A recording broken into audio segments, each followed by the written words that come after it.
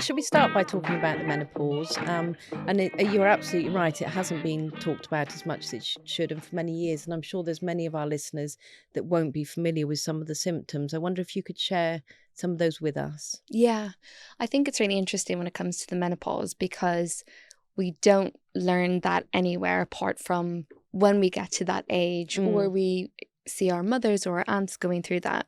But women will spend a third of their life in the menopause. So that's a huge chunk of life where there's so much left to live. And so we should be really supporting women during this time. In the UK, most women go through it at an age of 51, but the average is between 45 to 55. So, if you're in that age category and you're starting to experience symptoms, it's likely that you might be going through perhaps the perimenopause, which is the period before the menopause. Right. And we call the menopause the time after, so 12 months after your last period. Right. Okay. So it's basically just a moment in time. And then after that, you would be postmenopausal. So the most obvious symptoms would be initially you tend to get quite erratic, irregular periods, and then they stop completely. But you might also experience things like low mood, irritability. You might notice skin changes, brain fog, tiredness. There's quite a multitude of symptoms that you could experience. And so the more we kind of talk about these things, the more awareness we can bring to it, and women can, seek help if they are experiencing really kind of intense symptoms, be that like hot flushes or brain fog. Yeah. And people might get any combination of those symptoms, I'm assuming. You don't necessarily tick all the boxes. You might have one or two. Absolutely. Yeah. We all know some people who just sail through the menopause and don't experience any symptoms. But then there's some people who find them really debilitating. There are things we can do. So if you are struggling, do speak to your GP because you could go down the route of HRT if that's not suitable for you. There's alternatives as well. And then there's also things we can do in our lifestyle that can help ease symptoms. I was going to ask you about that because this podcast series is all about top tips and dispelling myths and whatever. And I think from the list of symptoms you've described, if somebody hasn't gone into perimenopause or menopause yet, it might feel a bit overwhelming. So you've mentioned HRT, but what are some of the lifestyle changes you could make that will really support you and help you through that? So the thing about going through the menopause is we have a huge drop in estrogen, which is an incredibly important hormone, not just for menstrual health, but also it's really important for heart health, brain health, skin health. It's a wonderful hormone. So when we lose that, we have knock-on effects. And one of the most important things is that we see an increase in the risk of heart disease and also weak bones, so osteoporosis. So even if you're not experiencing symptoms, you need to start considering your risk factors for those things. The good news is healthy diet and also physical activity can help with both. And also they can help with menopausal symptoms as well, like hot flashes.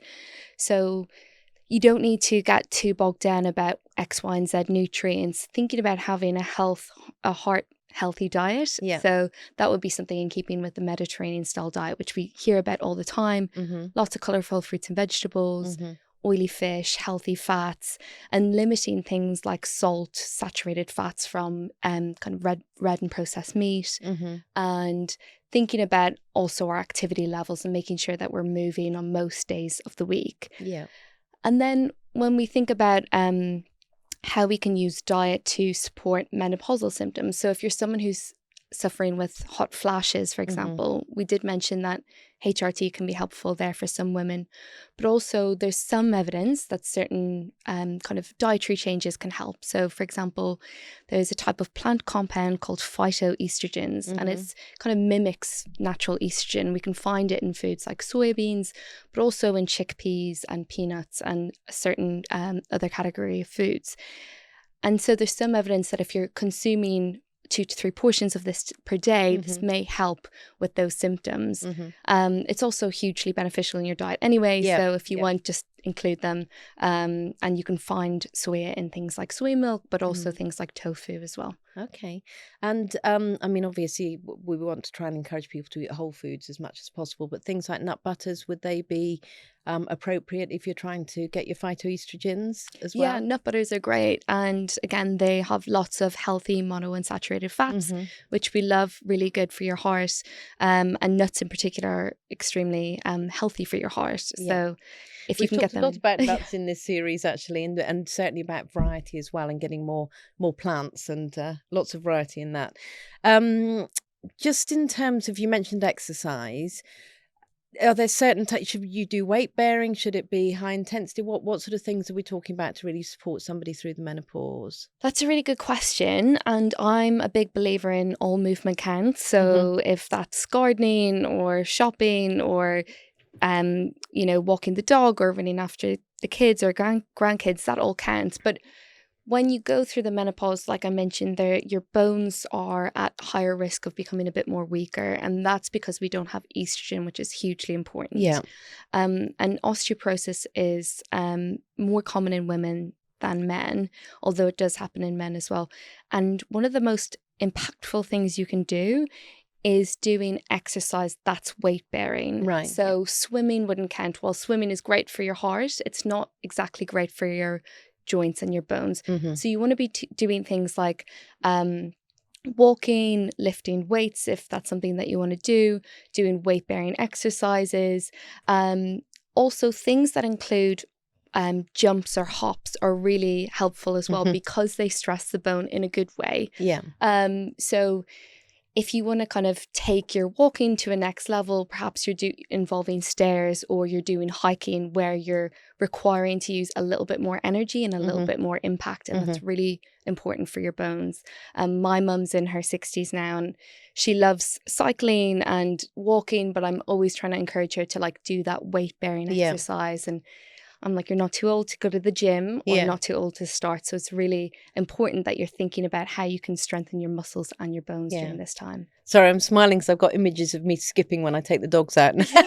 You can I shall add that in. Yeah. So we've talked a lot about the physical symptoms of menopause. What about some of the more emotional, sort of mental strain of going through that? Are there any top tips you can recommend our listeners from that perspective? Yeah, absolutely.